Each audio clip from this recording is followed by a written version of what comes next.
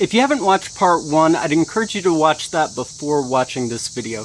You can find a link to it in the description, and I'll also put a link to it on the end screen of this video. As a quick recap, we discussed the fascinating experiment conducted by Stephen A. SCHWARTZ, in which 40,000 participants were asked to remote view to the year 2050. 4 decades have passed since the experiment began, and much of what was predicted back then has now been proven to be eerily accurate. As discussed in part 1, such examples include the rise of religious global terrorism, the fall of the Soviet Union, a future epidemic with very specific details of a then unknown blood disease, which of course turned out to be a perfect description of what we now know as AIDS, certain technologies such as virtual reality, the fact that meetings in the future would be increasingly held in a sort of electronic space instead of at a physical location, and especially when meetings would otherwise require people to travel great distances. And lastly, the demise of antibiotic medication.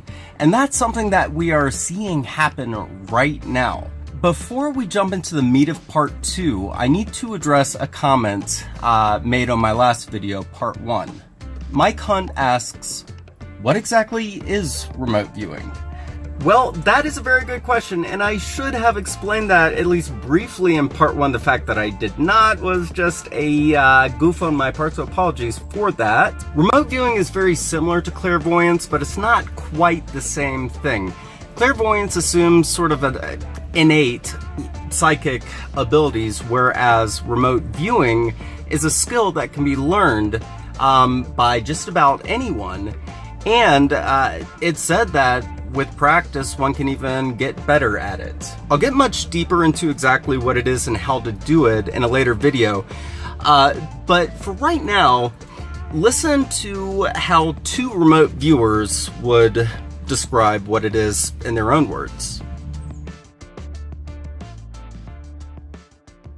What is remote viewing? For myself, I consider remote viewing an alternate means of perception. We have the normal 5 senses of hearing, touch, sight, taste, and smell. But in addition, we have an intuitive sense that seems to be unbounded in terms of time and space, meaning we have the ability, through training, to perceive things that are very far away, or in the past, present, or the future. Remote viewing is called remote viewing as if the eyes are the major component, or seeing is the major component, but in reality, all of the senses work. Many experiments have been done to demonstrate that this ability does in fact exist.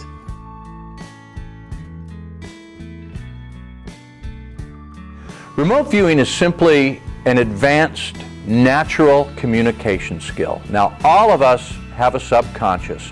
Remote viewing allows you to listen to that little natural voice that we all have, and what we do is we set down some protocols, some rules, some structure. So you sit down, you do this, this, and this to keep your conscious mind busy, and all along the way we build in little pauses, little moments where you can listen to your subconscious. That's all remote viewing is. It's something that can be trained. You can do it better the more you do it. It's a lot of fun, but it is a lot of work. Okay, well those last 2 clips came from a channel that I believe is called the Farsight Institute, but if that's not right, I'll correct it on the screen.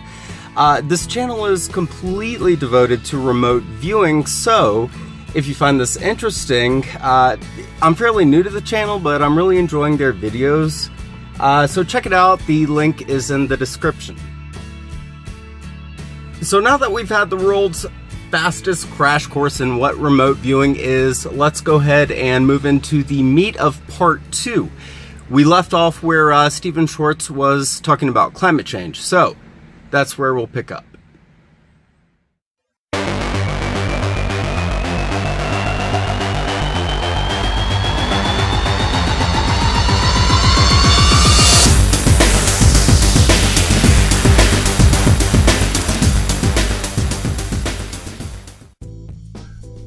climate change. Big deal on climate change. Oh, well, in some places you have to live under a dome. Now remember, I did this same experiment in multiple countries with all kinds of people. They all tell the same story. Demise of antibiotics, let's see. Energy, the energy I mentioned. Some people in places like Las Vegas, where we are now, living under domes because the heat is too great, and because water issues become very important. In fact, I developed and have been working on a whole line of research on what I think of as water is destiny, which I'd never thought about. Oh, that people have moved away from the coast. I did a whole series of these things, and I was just stunned. I was in Miami speaking at a conference, and I had 50 volunteers. I said I want to do this experiment, and over the course of this week that we're doing this conference, I'd like to interview you. And I did them individually, and they said, oh, well, this hotel doesn't exist anymore. In fact, Florida doesn't exist anymore. They told you that? Yeah. Why? I said, what do you mean Florida doesn't exist anymore? Oh, well, it's underwater. Okay, so, with climate change, this may not seem that far-fetched that we're going to be living in these massive domes. And you know what? Florida being underwater, maybe that's not even that far-fetched with ocean levels rising. But the big question is, would it be feasible to build these domes, and would we develop the sufficient technology to be able to build it by 2050? Well, that is a big question mark. In a 2009 episode of Mega Engineering, they were actually discussing a real proposal that had been going on to build a 1-mile dome over Houston. The video clips that you're seeing right now are from that episode of Mega Engineering. When I was researching this topic, I was looking into whether or not those plans were still in the works, and it looks like those plans are sort of indefinitely on hold right now. So, we'll just have to wait and see. And one more thing that I forgot to mention earlier, with the domes, this is already being done on a very, very much smaller scale over in the UK. It's called Project Eden, and I had not heard about this until I started working on this video. Essentially, it's just a bunch of extremely massive greenhouses. I mean, you're seeing the pictures right now. I mean, look at how big these things are. Nobody is denying that the Eden Project was just a mind-boggling architectural and constructural achievement. But even so, I mean, these things are nowhere near the size of a whole city. Maybe in the future we will have that. I guess we'll just have to wait and see. Okay, so the next few things that he's going to talk about are just various social issues, and with many of the other predictions previously discussed, some of these predictions that you're about to hear about are in the process of happening right now. So, here goes. Social trends, gender equality. Ladies and gentlemen, I'm here today to apologize. Why did you say ladies first? That's sexist. Marriage equality. A redefinition of gender identity. Okay, sorry. Humans in the audience. LGBT. Yep, we're seeing that. From gay to LGBT. I identify as a basketball. The United States. The United States, there have been huge schisms in the United States, and although the federal structure still exists, that is the basic, the three branches of government, the real power has devolved down to states and bioregions. I'd never thought about bioregions. But if you look, again, you can see this all happening. You certainly can. Bioregionalism. Noun. The belief that naturally defined regions, bioregions or ecoregions, should be the basis of political or cultural identity. This is already happening. What about drugs, illegal drugs? Oh, marijuana's legal. I could not conceive of it. I couldn't even conceive of it. I said, what? Oh yes, you can go into a store and buy it. How do you pay? No currency.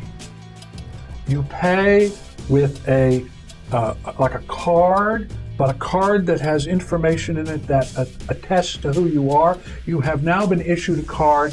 They don't have passports anymore. You have a kind of card that has some sort of thing that contains, of course you see this, that contains biometric information. He did is he founded a company and they started making electronic tattoos. So I'm wearing one here on my arm. Do we have Here. a camera to get a... This is a developmental system made by MC10, and it has an antenna and some sensors embedded in it. And what we plan to do is work with them to advance a tattoo that could be used for authentication. The currency still exists, but isn't used much and has become rather odd. And you can see that. Yeah. Now, on a side note, what he's talking about with this chip that's biometric, keeps your life history, and it's also used for commerce. Did you know that this is actually scriptural too? This is part of prophecy and Revelations, at least when it comes to the commerce part. And he causeth all, both small and great, rich and poor, free and bond, to receive a mark in their right hand, or in their foreheads, and that no man might buy or sell, save he that had the mark, or the name of the beast, or the number of his name. You have to admit, what Stephen Schwartz is describing as this chip for commerce sounds a lot like how the Bible describes what the mark of the beast is. Granted, with a few exceptions. The Bible doesn't mention anything about, keeping your whole life history on it and whatnot. And by the way, just to be clear, I'm not saying that this is the mark of the beast. I'm just saying it sounds an awful lot like it. And if it's not the actual mark of the beast, if the mark of the beast does in fact happen as Christians believe, perhaps this is just a precursor to it. Because apparently some people still do use traditional money to some extent. I was, as you can imagine, doing the analysis of this. I was bewildered. Very glad I hadn't gone further than 2050, because when they talked about what I now think is LENR, I couldn't understand what they were talking about. When they were talking about virtual reality, I could only dimly figure out what that was. The way of payment, that there was some sort of card and had all your information in it, and that you got this card at birth, and that they changed the information as you grew, so everything was on this card. I said, you mean like information about education? Oh yes, everything about you is on this card, and you have to present it at certain. I think that's where we're headed. Yeah.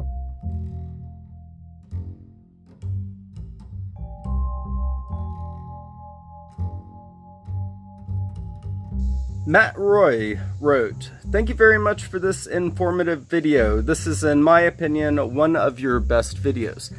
Thank you very much, Matt. I really appreciate that. I figured when I was debating on whether or not to do this topic, I was like, you know what? I'll bet this is going to be a very, very popular topic. I think it's a universal thing that, everyone wants to know the future. And on top of that, there have been so many videos made about predictions that have already come true. Predictions made by Nostradamus, Edgar Cayce, or biblical prophecies and that sort of thing. So This video is a little bit different in that while I did cover some of those accurate predictions, we're, going forward in the timeline to cover some of these predictions that we haven't necessarily seen happen yet.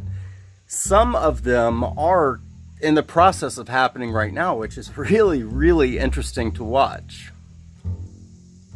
Wes Turn writes, "You absolutely rock, dude." So do you, Wes. Thanks. We Are If, my buddy We Are If commented, "Hey, you're back. Haven't seen you in my feed for such a long time." Well, I did take a break there, but are some of y'all who have clicked the notification bell not getting notifications? I'm not sure if they ever fixed that glitch with YouTube or not, but if you do want to be notified whenever I put out a video, make sure you have that notification bell clicked, and let me know if you have it clicked and you're not receiving notifications. Yes, comment from Renee Cruz. "Remote viewer test subjects saw extraterrestrial aliens, UFOs, and Area 51 type bases on the moon and Mars inside their heads when they were being tested as test subjects at the U.S. federal government top secret black projects. Mind-boggling." Yes, it is. And, well, I think this actually might turn into a series regarding remote viewing and predictions for the future, because what Renee's talking about specifically is something that I probably will be covering in an upcoming video. Anarchy Zed writes, "Come on, people, this channel rocks." I know, right?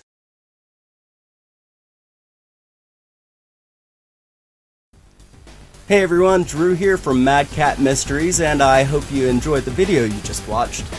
If you did, you can click on the subscribe button below. I'd appreciate it. Thanks so much for watching, and we'll see you next time.